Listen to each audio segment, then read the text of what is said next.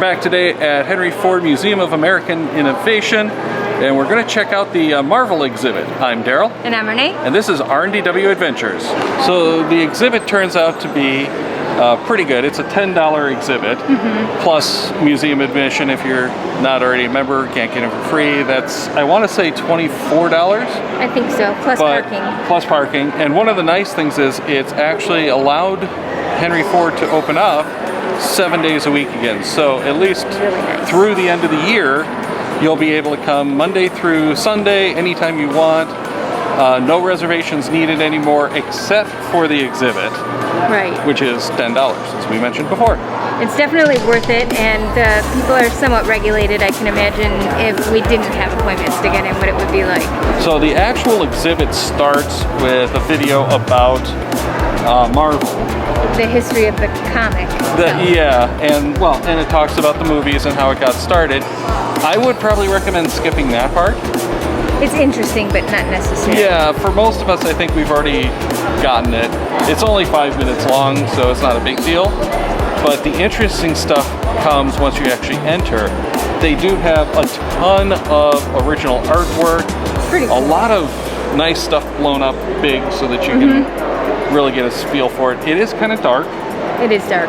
But they do have a whole bunch of statues, I guess I'll call them, as like photo with ops. The costumes, the statues with the costumes. Right. Right. So that's cool, and you get to do a photo with several of the characters in there. So that's a nice touch.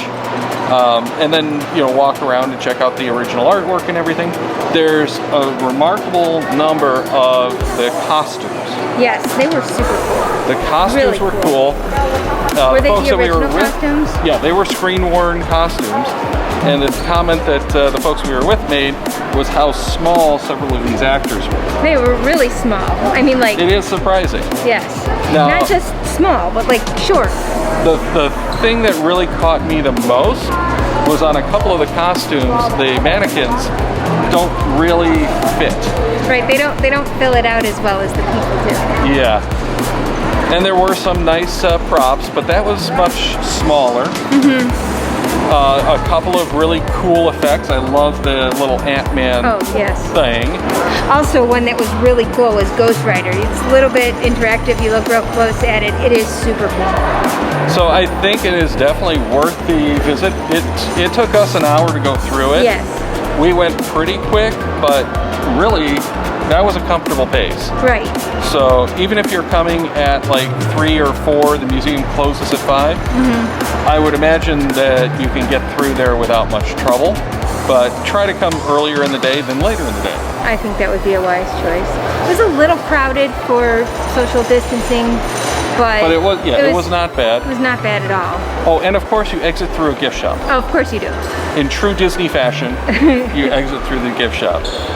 So yeah, overall, I give it a thumbs up. Definitely. I'm going to say a 4, maybe. I would give it a 4 out of 5, and I think our friends did as well. Yeah, so it's pretty much unanimous. It's a good, entertaining visit if you're into Marvel. So check that out here at the Henry Ford Museum of Innovation through January 31st of 2021. Nothing to see.